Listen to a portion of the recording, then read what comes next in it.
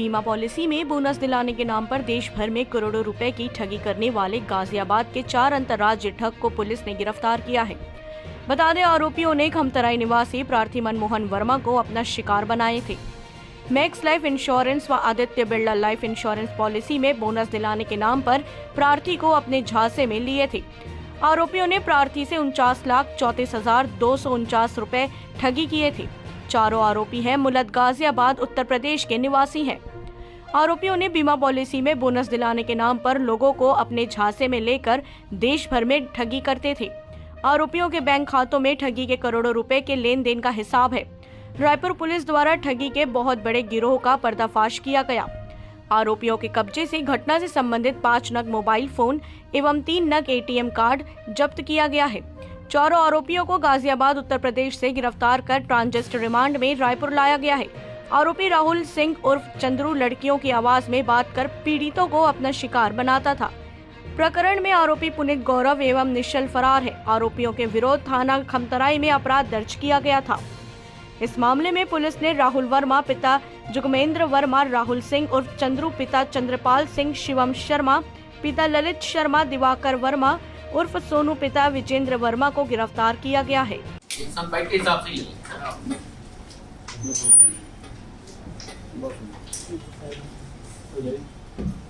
ये खमतराई थाना क्षेत्र के निवासी मनोहर वर्मा ने स्वयं के और अपनी पत्नी के नाम से मैक्स लाइफ इंश्योरेंस अन्य कंपनियों की बीमा पॉलिसी लेके रखी थी।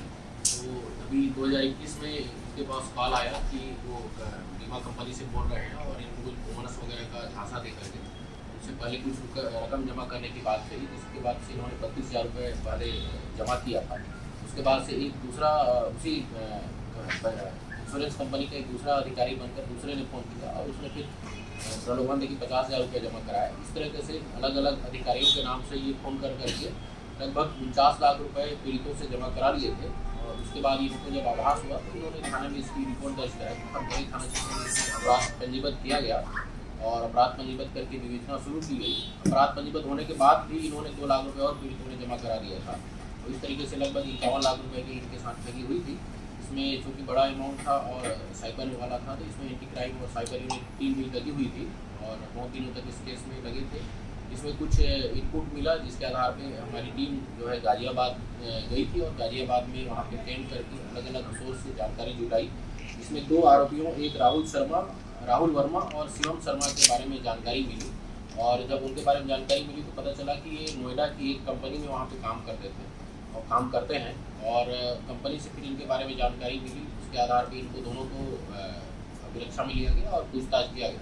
पूछताछ के आधार पे इनके अन्य साथियों के बारे में जानकारी मिली, इसमें दिवाकर वर्मा, राहुल सिंह और इसके अलावा 3 अन्य आरोपी, कुल 7 आरोपियों का इनका एक संगठन होने की जानकारी मिली।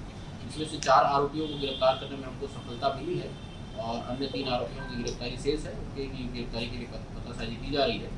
ये प्रारंभिक पूछताछ में जो जानकारी मिली है ये पूरे देश में अलग अलग हिस्से